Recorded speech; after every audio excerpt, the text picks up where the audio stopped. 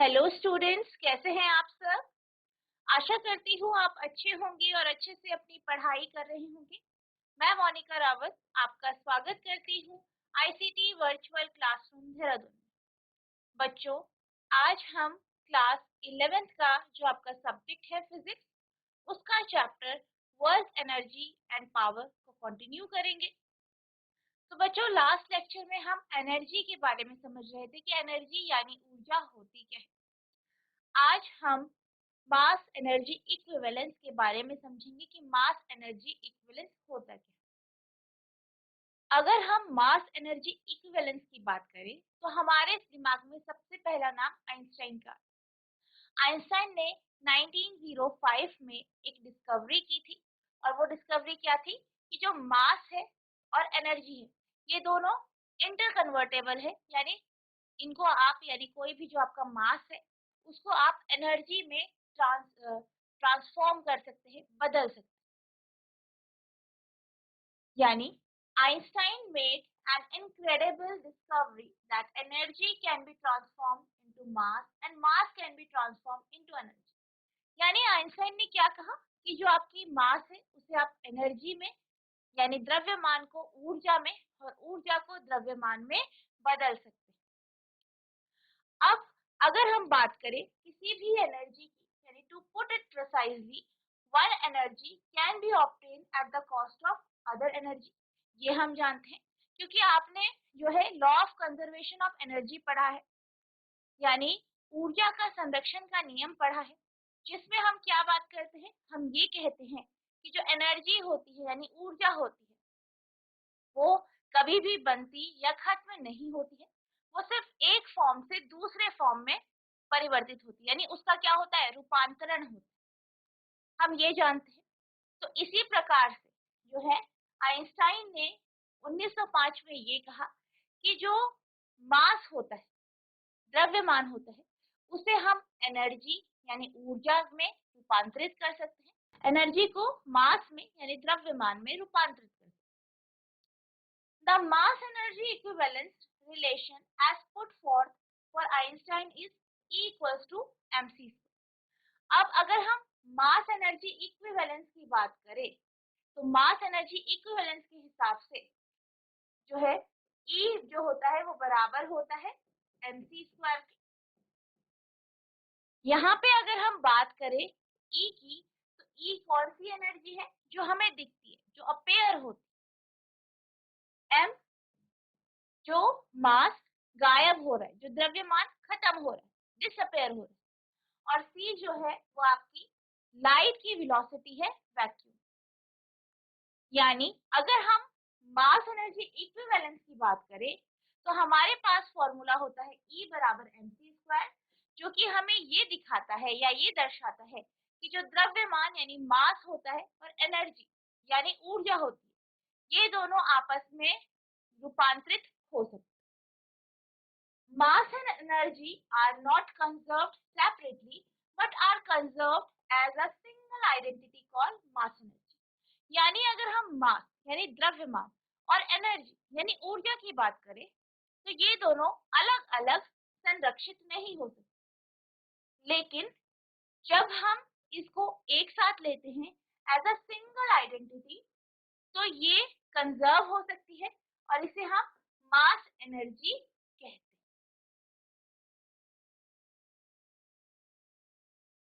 अब नेक्स्ट हमारा टॉपिक है the principle of conservation of energy, यानी ऊर्जा के संरक्षण का सिद्धांत। अगर हम कंजर्वेशन ऑफ एनर्जी के प्रिंसिपल की बात करें तो इसके अकॉर्डिंग जो एनर्जी होती है यानी जो ऊर्जा होती है, जो ऊर्जा होती है वो जो है ना बनाई जाती है ना खत्म होती है, वो सिर्फ एक फॉर्म से दूसरे फॉर्म में यानी एक रूप से दूसरे रूप में रूपांतरित होती है। इसका मतलब ये है कि अगर हम ये माने या हम ये जानते हैं कि जो हमारा यूनिवर्स है यानी जो ब्रह्मांड है वो क्या है, एक आइसोलेटेड सिस्टम है। क्या है वो, आइसोलेटेड सिस्टम। अब अगर इस ब्रह्मांड में कहीं ऊर्जा जो है वो आपको खत्म होती हुई या जो है कम होती हुई दिखाई दे रही है, तो कहीं पे आपको ऊर्जा जो है बनती हुई दिखाई दे। यानी क्या हो रहा है, एक तरीके की ऊर्जा दूसरे तरीके की ऊर्जा में परिवर्तित होती है, वो कभी खत्म नहीं होती है। या हम ये कह सकते हैं कि एक जो ऊर्जा है वो हमेशा दूसरे रूप में रूपांतरित होती है, वो कभी फिनिश नहीं होती। इसका हम बहुत सारे एग्जाम्पल ले सकते हैं, जैसे कि अगर हम बात करें, जो आपके घरों में पंखे होते हैं, तो पंखों को हम इलेक्ट्रिकल एनर्जी यानी विद्युत ऊर्जा देते हैं। जो फैन होते हैं, फैन यानी पंखा जो होता है, इसको हम इलेक्ट्रिसिटी देते हैं, विद्युत ऊर्जा देते हैं।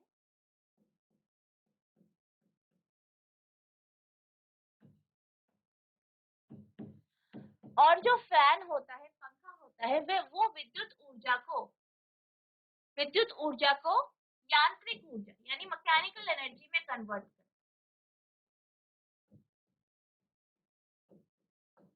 यानी आप यहाँ पे देख सकते हैं कि यहाँ पे भी जो ऊर्जा का जो है वो रूपांतरण हो रहा है, वो खत्म नहीं हो रहा है। ऊर्जा एक रूप से दूसरे रूप में बदल रही है। इसी प्रकार से अगर हम हीटर का एग्जांपल लें, जो आपके रूम हीटर होते हैं, तो रूम हीटर को हम क्या देते हैं, विद्युत ऊर्जा यानी इलेक्ट्रिकल एनर्जी, विद्युत ऊर्जा। अब जो हीटर होता है वो विद्युत ऊर्जा को किसमें परिवर्तित करता है, हीट एनर्जी यानी ऊष्मा। तो ये क्या है, आपकी हीट एनर्जी है, ऊष्मा यानी हीट एनर्जी। तो हम ये समझ सकते हैं कि जो हमारे सारे इक्विपमेंट्स हैं वो क्या करते हैं, ऊर्जा को एक रूप से दूसरे रूप में रूपांतरित करते हैं। इसी तरीके से अगर हम ह्यूमन बीइंग की बात करें, मानव शरीर की बात करें, तो हम खाना खाते हैं यानी हम फूड लेते हैं। हम क्या लेते हैं, फूड। फूड में जो एनर्जी है, ऊर्जा है, वो किस रूप में है, केमिकल फॉर्म में, रासायनिक तौर पे केमिकल फॉर्म में है, यानी रासायनिक ऊर्जा है।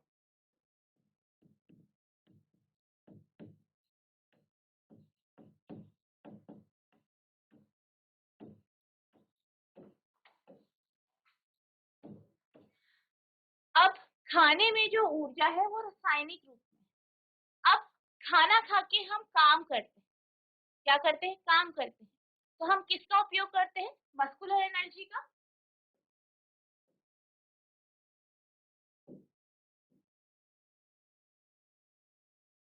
जैसे कि हम क्या करते हैं, हम जैसे कि चलते हैं, दौड़ते हैं, ठीक है, तो क्या हो रहा है, आपकी जो केमिकल एनर्जी है, रासायनिक ऊर्जा, वो मस्कुलर एनर्जी में परिवर्तित हो। यानी अगर हम बात करें, if we account for all form of energy, the total energy of an isolated system does not change. यानी अगर हम बात करते हैं किसी आइसोलेटेड सिस्टम की, ठीक है, अगर हम किसी आइसोलेटेड सिस्टम की बात करते हैं, जैसे कि हम यूनिवर्स यानी ब्रह्मांड की बात करते हैं, तो जो ब्रह्मांड है, इसमें अगर हम ऊर्जा को देखें, तो ऊर्जा क्या होती है, इस पूरे आइसोलेटेड सिस्टम में ऊर्जा में कोई भी परिवर्तन नहीं होता। इसका मतलब क्या है, जैसे कि मैं आपको बता रही थी कि जो यूनिवर्स होता है, अगर इसमें किसी भाग में जो ऊर्जा है वो अगर खत्म होती हुई दिखाई दे रही है, तो इसके किसी भाग में ऊर्जा जो है वो बनती हुई दिखाई दे। The principle of conservation of energy can not be proved as such. हम जो प्रिंसिपल है, सिद्धांत है, ऊर्जा के संरक्षण का सिद्धांत, कंजर्वेशन ऑफ एनर्जी का जो सिद्धांत है, उसको हम ऐसे ही प्रूव नहीं कर सकते हैं। However, no violation of this principle have ever been observed. और इस प्रिंसिपल का जो वायलेशन है वो कभी भी दिखाई नहीं। Basically principal of conservation of energy में क्या होता है कि आपके पास कोई भी आइसोलेटेड सिस्टम है, उसमें अगर किसी भाग में जो एनर्जी है, ऊर्जा है, वो उत्पन्न हो रही है, तो कहीं पे वो खत्म हो रही हो, या कहीं पे वो खत्म हो रही है तो कहीं पे वो उत्पन्न हो रही हो। यानी कि ऊर्जा कभी भी कभी भी पूर्णतया खत्म नहीं होती है या पूर्णतया बनती नहीं है। अगर हम किसी आइसोलेटेड सिस्टम की बात करें, इसमें वो एक रूप से दूसरे रूप में रूपांतरित होती है। अब हमारा अगला टॉपिक है पावर यानी शक्ति। अगर हम पावर की बात करें यानी शक्ति की अगर हम बात करें, तो पावर जो है वो क्या होता है आपका? Time rate of which work is done और एनर्जी इज ट्रांसफर्ड। यानी हम जब पावर की बात करते हैं, तो पावर यानी क्या? कितने समय में या किस समय में कितना कार्य किया गया है, कितनी एनर्जी या ऊर्जा ट्रांसफर की गई है, इसे हम पावर कहते हैं। इसको समझने के लिए हम एक एग्जांपल ले सकते हैं। जैसे कि आपको जो है अपने घर में जो है छत पे जाना, तो आप सीढ़ियों से छत पे जाएंगे, तो आप कितनी तेजी से आप छत पे जाते हैं, यानी कितनी स्पीड से कितने कम समय में आप छत पे चले जाते हैं या छत पे पहुंच जाते हैं, ये आपकी पावर डिसाइड करती है। इसी तरीके से आप कोई अगर काम करते हैं, ठीक है, कोई भी अगर आप काम करते हैं, तो कितनी तेजी से आप उस काम को कर रहे हैं, ये आपकी ये क्या दिखाता है? आपकी पावर यानी शक्ति को दिखाता है। तो यानी कि कोई भी कार्य जो कितने समय में हुआ है, कितनी जल्दी हुआ है, या कोई भी जो ऊर्जा का ट्रांसफर है, जो ऊर्जा का क्या है ट्रांसफर है या रूपांतरण है, वो कितनी जल्दी हुआ है, ये पावर को यानी शक्ति को दर्शाता है। The average power of a force is defined as the ratio of work to the total time taken. इसी तरीके से अगर हम औसत शक्ति की बात करें, तो औसत शक्ति क्या होती है? औसत शक्ति को हम इस तरीके से डिफाइन कर सकते हैं, द रेशियो ऑफ वर्क, यानी कार्य का जो रेशियो है, अनुपात है किसके साथ? टोटल टाइम टेकन, यानी कितना समय लिया गया है उसके साथ। यानी जो आपका पी एवरेज है या शक्ति का जो औसत है या औसत शक्ति जो है वो बराबर होती है W अपॉन टी, जहाँ पे टी क्या है आपका? टोटल टाइम है, ठीक है, टोटल टाइम टेकन, जो समय लिया गया है वो, और W क्या है? वर्क डन, यानी कार्य कितना किया गया। शक्ति को उस समय दर से परिभाषित करते हैं जिससे कार्य किया गया या ऊर्जा स्थानांतरित हुई। किसी बल की औसत शक्ति उस बल द्वारा किए गए कार्य और उसमें लगे समय t के अनुपात से परिभाषित करते हैं। अब हम बात करते हैं इंस्टेंटेनियस पावर यानी तत्क्षणिक शक्ति की। तो अगर हम इंस्टेंटेनियस पावर की बात करें, तो हम इसे डिफाइन करते हैं कैसे? Limit value of average power as time interval approaches 0। यानी तत्क्षणिक शक्ति को औसत शक्ति के सीमांत मान के रूप में परिभाषित करते हैं जबकि समय शून्य की ओर अग्रसर हो रहा होता है, अर्थात P बराबर dW अपॉन dt। यानी जब भी हम इंस्टेंटेनियस पावर की बात करते हैं, तो हम क्या कहते हैं? ये क्या होता है? लिमिटिंग वैल्यू होती है एवरेज पावर की, जब समय यानी जो टाइम इंटरवल है वो जीरो को यानी शून्य को अप्रोच कर रहा।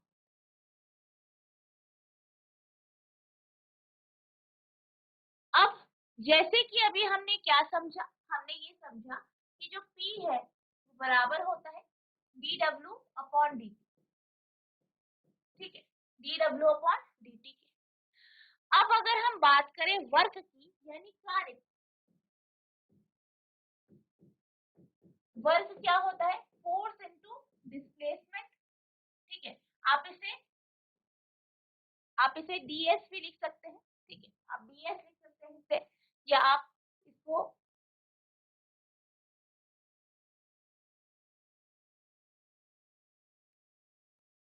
dr लिख सकते हैं।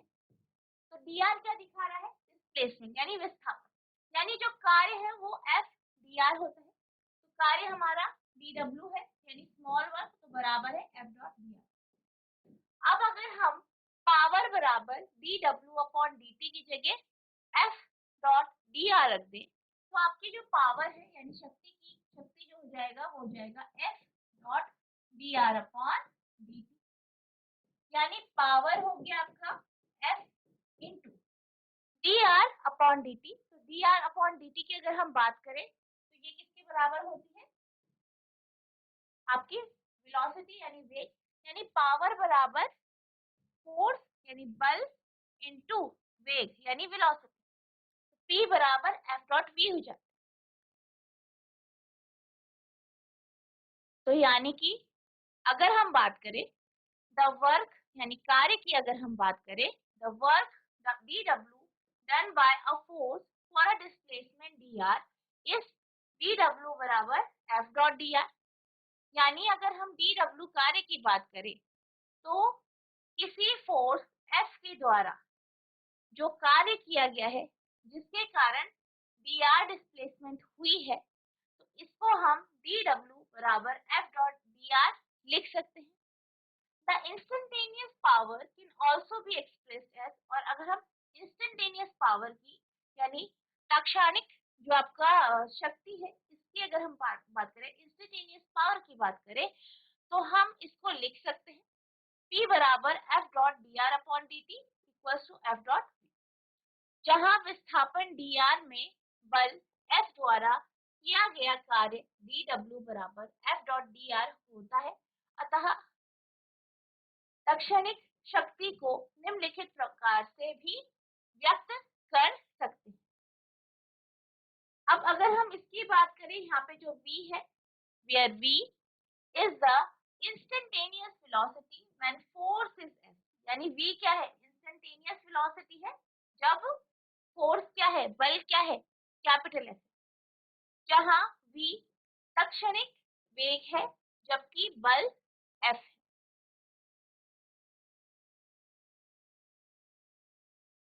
अब अगर हम पावर की बात करें, शक्ति की बात करें तो इसकी भी SI यूनिट होती है, जैसे कि वर्क या एनर्जी की होती है यानी कार्य और ऊर्जा की होती है। और अगर हम बात करें पावर की यानी शक्ति की तो ये क्या है, एक स्केलर क्वांटिटी होती है यानी अदिश राशि होती है। Power like work and energy is a scalar quantity,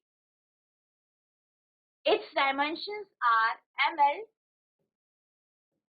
to t minus, तो ये क्या है, इसका डायमेंशन है।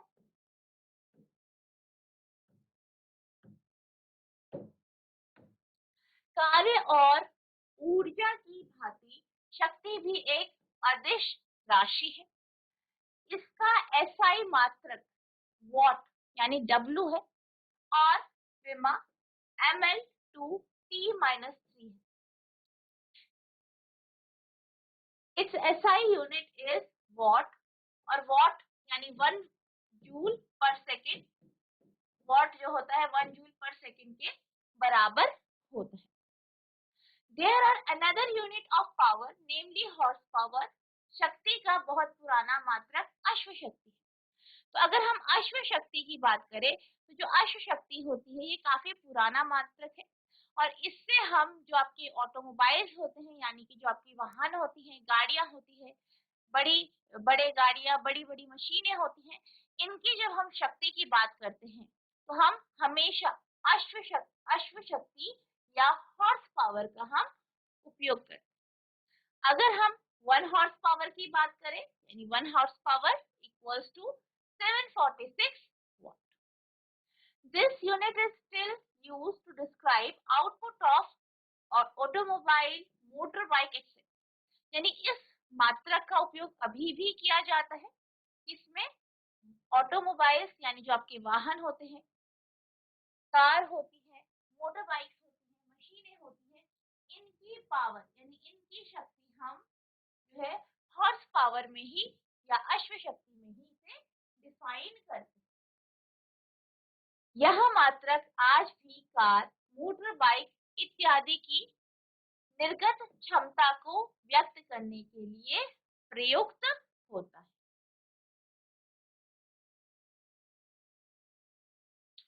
अब हम एक और यूनिट की बात करते हैं जो कि आपके किलोवाट आवर। ये जो यूनिट है इसका उपयोग आपने देखा होगा कि आपके घरों में किया जाए। We encounter the unit watt when we buy electrical goods such as bulb, heater and refrigerator। यानी हमने कई बार आपने देखा होगा कि आप घरों में जो अप्लायंसेस यूज होते हैं, जो भी आप अप्लायंसेस यूज करते हैं, जैसे कि आपका हीटर हो गया, आपके बल्ब हो गए, रेफ्रिजरेटर यानी फ्रिज हो गया, तो इनमें इनकी जो यूनिट होती है ये आपने देखी होगी। तो ये जो इसकी यूनिट होती है जो कि वॉट होती है। A 100 watt bulb which is on for 10 hours use 1 kilowatt hour of energy। यानी अगर हम बात करते हैं किसी भी एक 100 वॉट के बल्ब, किसकी बात कर रहे हैं, 100 वॉट की अगर हम बल्ब की बात करते हैं, इस 100 वॉट के बल्ब को अगर हम 10 घंटे तक चलाते हैं, तो अगर हम एनर्जी की बात करें कि सॉरी जो इसने जो अगर हम इसके पावर के कंजम्पशन की बात करें तो इसने कितना कितना जो है कंज्यूम किया है, एनर्जी कितनी कंज्यूम की है, अगर हम इसकी बात करें तो इसकी जो एनर्जी आएगी वो आपकी 1 किलो वॉट आवर है। ठीक है, क्या आएगी, 1 किलो वॉट आवर आएगी। जब हम विद्युत उपकरण जैसे विद्युत बल्ब, हीटर और प्रतिशीतक आदि खरीदते हैं, हमें मात्रक वॉट से व्यवहार करना होता है। एक 100 वॉट का बल्ब 10 घंटे में 1 किलोवाट घंटा विद्युत ऊर्जा की खपत करता है। यानी 100 वॉट इंटू 10 आवर, तो ये आपका क्या हो गया, 1000 किलोवाट आवर, या आप 1 किलोवाट 1000 वॉट आवर, तो आप इसे लिख सकते हैं 1 किलोवाट आवर। इसे आप लिख सकते हैं 103 वॉट इंटू 3600 सेकेंड, तो ये आपके पास यानी 3.6 इंटू 10⁻⁶ जूल आ गया। तो अगर हम बात करें 1 किलो वॉट आवर की, तो ये बराबर होता है आपका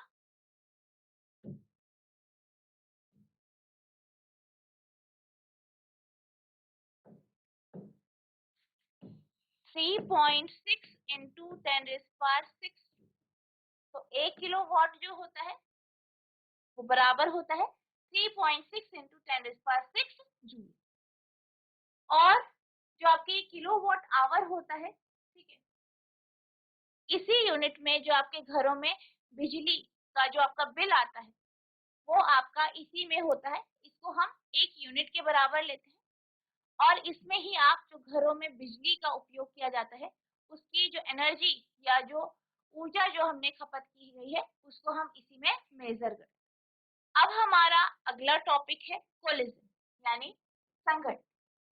अगर हम कोलिजन की बात करें तो बेसिकली कोलिजन का मतलब क्या होता है, जब दो वस्तुएं या दो ऑब्जेक्ट आपस में कुछ थोड़े समय के लिए कांटेक्ट में आती है तो हम ये कहते हैं कि वो क्या है, कोलिजन में।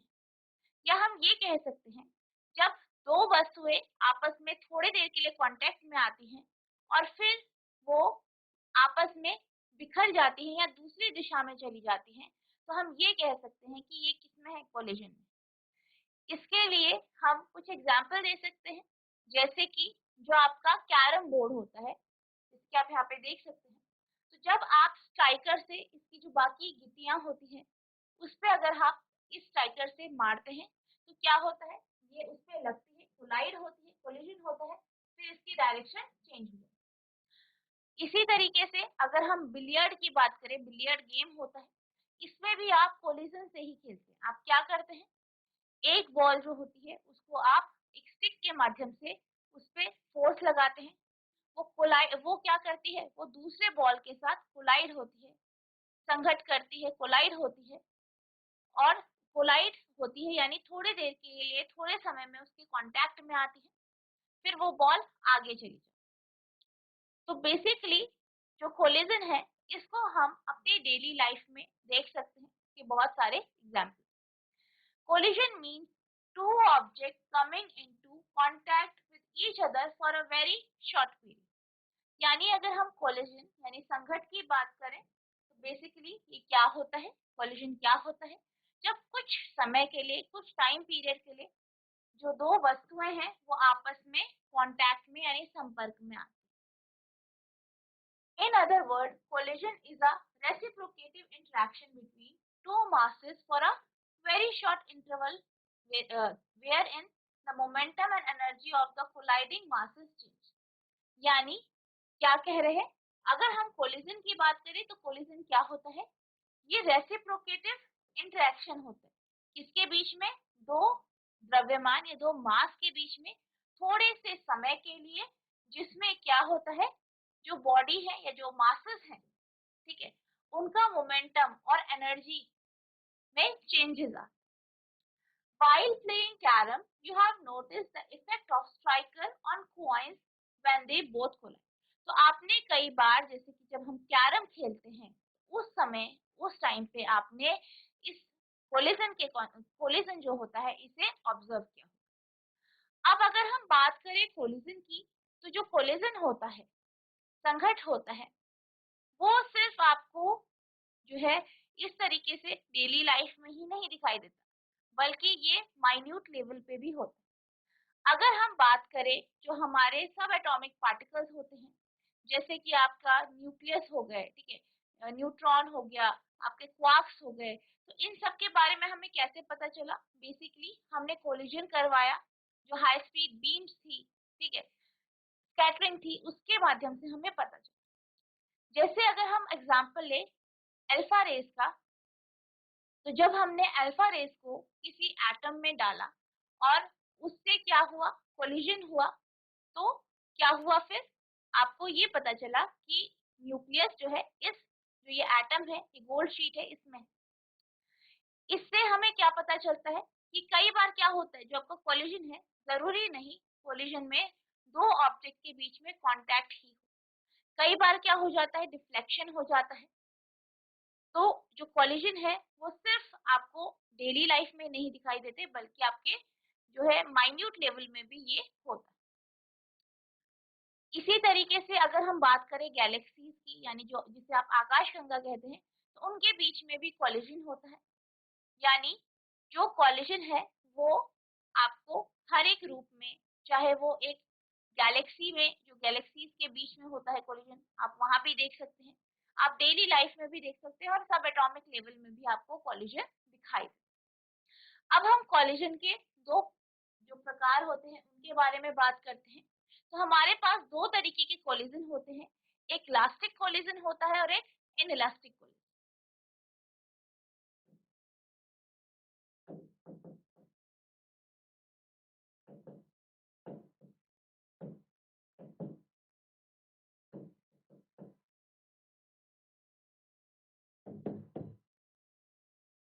अब अगर हम बात करें इलास्टिक कोलिजन की, तो ये एक ऐसा कोलिजन होता है जिसमें काइनेटिक एनर्जी, मोमेंटम और जो आपकी काइनेटिक एनर्जी और मोमेंटम है ऑब्जेक्ट की, वो कंजर्व है. यानी ये जो कोलिजन है, इसका अगर हम समझें, तो जैसे कि अगर हम कोई एग्जांपल ले सकते हैं कि जैसे कि आपने कोई बॉल ली, ठीक है, बॉल ली और बॉल को क्या किया, नीचे से ऊपर फेंका. जैसे आपने उसे नीचे से फोर्स दिया, वो ऊपर गई, फिर वो नीचे आएगी, ठीक है, एक हाइट तक पहुंचेगी, फिर वो नीचे आएगी, फर्श से टकराएगी, फिर वो ऊपर गई और उतनी ही हाइट तक पहुंची जितनी हाइट में वो पहले गई. तो अगर ऐसा हो तो ये क्या हो जाएगा, एग्जाम्पल हो जाएगा आपका इलास्टिक कोलिजन. यानी इस केस की अगर हम बात करें तो इसमें आप देख सकते हैं कि जो हाइट है, यानी जो बॉल की जो हाइट है, बॉल की जो हाइट है वो कितनी है, अगर वो ग्राउंड पे टकराई और फिर वो ऊपर गई, ठीक है, पहले वो ऊपर गई, ठीक है, एक हाइट एच तक पहुंची, फिर वो नीचे गई, टकराई, फिर वो इसी हाइट तक पहुंची. इसका मतलब ये है कि इस केस में जो एनर्जी है, ठीक है, जो एनर्जी है उसमें चेंजेस नहीं आ रहे. इस केस में जो काइनेटिक एनर्जी है उसमें कोई भी बदलाव नहीं आ रहे हैं.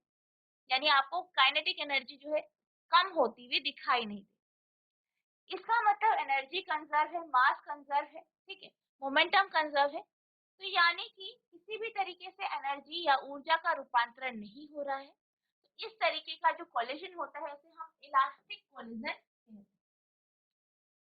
अब अगर हम इनइलास्टिक कोलिजन की बात करें, तो अगर हम इस केस को ही लेते हैं, तो एक्चुअली अगर हम रियल वर्ल्ड में इस एक्टिविटी को करें, तो आप ये जानते हैं कि जब जो आपकी बॉल है एक हाइट तक पहुंचेगी, फिर नीचे जमीन से टकराएगी, फिर ऊपर जाएगी, तो वो उतनी ज्यादा हाइट तक नहीं पहुंचेगी जितनी हाइट तक वो पहले गई। इसका मतलब क्या है? जो आपकी ये बॉडी है, इसमें जो काइनेटिक एनर्जी है, ये जो बॉल है, इसमें जो काइनेटिक एनर्जी है वो कम हो गई, यानी वो किसी और चीज में रूपांतरित हो गई। ये हीट एनर्जी भी हो सकता है, ठीक है, तो ये हीट एनर्जी में कन्वर्ट हो सकती है। तो इस प्रकार का जो कोलिजन होता है जिसमें एनर्जी में चेंजेस आते हैं, काइनेटिक एनर्जी में चेंजेस आते हैं, बदलाव आते हैं, इस तरीके के कोलिजन को हम इनइलास्टिक कोलिजन क्या कहते हैं? इनइलास्टिक कोलिजन कहते हैं। इसके बहुत सारे एग्जाम्पल है, जैसे कि आपने मट्टी ली, ठीक है, गीली मट्टी ली, गोल जैसे मट्टी को जैसे गोल करा और उसे आपने दीवार पे फेंका, तो क्या होता है? वो दीवार पे चिपक जाता है। तो ये एक एग्जाम्पल है आपका इनइलास्टिक कोलिजन। इसी तरीके से जैसे आसमान से मीटरॉइड्स या उल्कापिंड नीचे गिरे, जमीन में धंसे और फिर वो जमीन के अंदर जो हो गए, बरी हो गए, तो ये भी एक एग्जाम्पल है इनइलास्टिक कोलिजन। तो ये आपके कुछ एग्जाम्पल है। तो बच्चों, आज हमने जो है कंजर्वेशन ऑफ एनर्जी का कॉन्सेप्ट समझा, मास एनर्जी इक्विवेलेंस का कॉन्सेप्ट समझा और कोलिजन का कॉन्सेप्ट समझा। आई होप आपको ये कॉन्सेप्ट समझ में आ गए होंगे, आपने इन्हें ध्यानपूर्वक सुना होगा। तो बच्चों, आज के लिए बस इतना ही, मिलते हैं अब नेक्स्ट सेशन में। तब तक के लिए thank you and have a nice day.